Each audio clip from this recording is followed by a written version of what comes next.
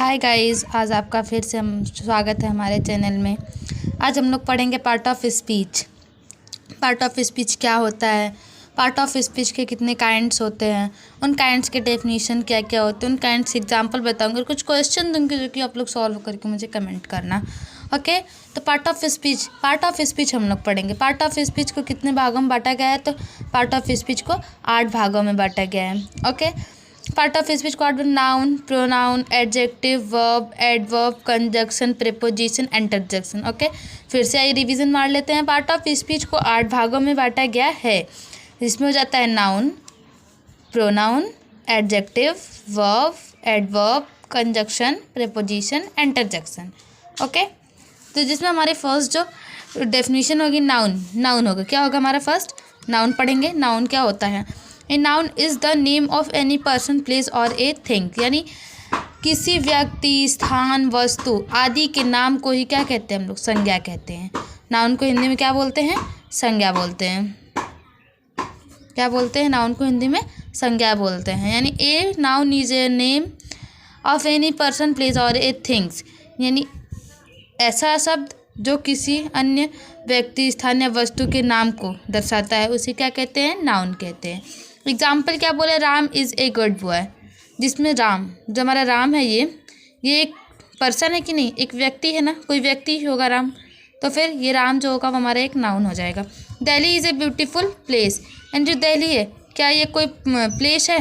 बिल्कुल है, कोई तो जगह है, ये ब्यूटीफुल प्लेस है ना, ये घूमने लायक जगह है, यहाँ पे लोग घूमने जा सकते हैं। उसके बाद क्या बोला है? प्रोनाउन। अगला जो काइंड है प्रोनाउन।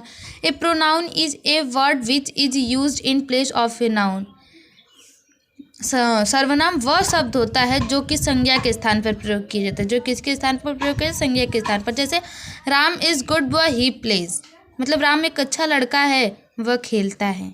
यानी यहाँ पे हम लोग तो लिख सकते थे ही की जगह राम खेलता है, लिख सकते थे ना, तो वही नाउन है यहाँ पे, तो ये प्रोनाउन हो गया, तो यही यूज़ कर दिया गया है। ओके, आइए हम लोग अपने अगले काइंड्स की ओर चलते हैं। हमारा अगला काइंड्स है एडजेक्टिव। क्या है हमारा अगला काइंड्स है? एडजेक्टिव। एडजेक्टिव क्या होता है? आइए हम लोग पढ़ते हैं एडजेक्टिव क्या होता है। An adjective is a word which qualify a noun or pronoun is called an adjective. यानी एडजेक्टिव वह शब्द है जो नाउन और प्रोनाउन की विशेषताओं को बताता है। जो नाउन और प्रोनाउन को क्या बताता है? विशेषताओं को बताता है, उसे क्या कहते हैं हम लोग? एडजेक्टिव कहते हैं। एडजेक्टिव के एग्जाम्पल्स में बोला है honesty is the best policy. Honesty है, एक ईमानदार है ना, ये किसी व्यक्ति के अंदर, मतलब किसी व्यक्ति, स्थान या वस्तु के नाम कोई संज्ञा कहते, तो यहाँ हमें नाउन मिल गया। ठीक, तो यहाँ पे जो किसी व्यक्ति के अंदर ही नहीं ईमानदारी होगी, क्या किसी स्थान के अंदर थोड़ी ना ईमानदारी होती है? ओके, तो यहाँ पे किसी व्यक्ति के अंदर ईमानदारी है। Your action is not good, मतलब तुम्हारा एक्शन जो है वो अच्छा नहीं है, हमारा एक्शन अच्छा नहीं है। तो यहाँ पे भी कोई व्यक्ति होगा जिसका एक्शन नहीं अच्छा होगा, तो यहाँ पे भी हमें क्या मिल गया? नाउन मिल गया।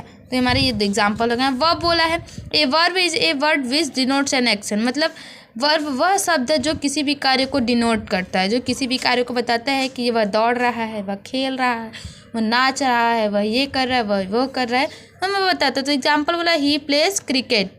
क्या बोला है? ही प्लेस क्रिकेट, वह क्रिकेट खेलता है, तो उसका काम क्या हो रहा है? वो क्रिया है, जो उसकी क्रिया क्या कर रहा है? वह खेल रहा है। सी डांसिंग ऑन द रूफ, वह छत पर नाच रही है। क्या बोला? वह छत पर नाच रही है। तो नाचना एक वर्ब होता है कि नहीं? बिल्कुल होता है, तो नाचना एक वर्ब हो जाएगा। Adverb, an adverb is a word which modifies a verb, adjective और एन अनदर एडवर्ब।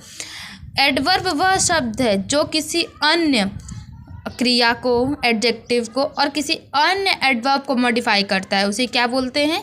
एडवर्ब बोलते हैं। एडवर्ब आई प्राउड यू, मतलब मुझे तुम पे गर्व है, उस पे गर्व है ना, एक मतलब मॉडिफाई कर रहा है कि नहीं नाउन को, मतलब कोई व्यक्ति होगा उसी पे गर्व होगा, कि किसी वस्तु पे किसी को गर्व होता है? नहीं होता है, तो यहाँ पे उसे गर्व है, तो यहाँ पे प्राउड जो हो जाएगा वो एडवर्ब होगा।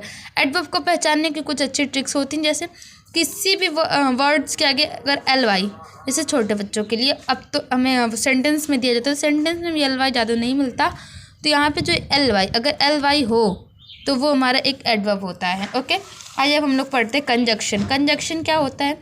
ए word which joins two word, sentences और क्लॉसेजेस इट्स कॉल्ड कंजक्शन। यानी ए वर्ड, कंजक्शन वह शब्द है, फिर वह शब्द जो दो वर्ड्स को, जो दो शब्द को, दो वाक्य को, जोड़ने का कार्य करता है, उसे क्या कहते हैं, कंजक्शन कहते हैं। जैसे ही डिवाइडेड इनटू 4 टाइप्स, मतलब वह 4 भागों में बटा हुआ है।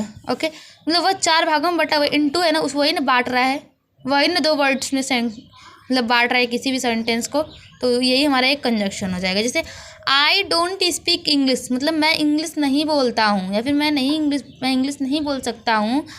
बट आई स्पीक हिंदी, मैं हिंदी बोल सकता हूँ, लेकिन मैं हिंदी बोल सकता हूँ, मतलब ये सेंटेंस को जोड़ रहा है कि नहीं, बट सेंटेंस को जोड़ रहा है कि नहीं, तो ये हमारे क्या हो जाएगा, ये कंजक्शन हो जाएगा।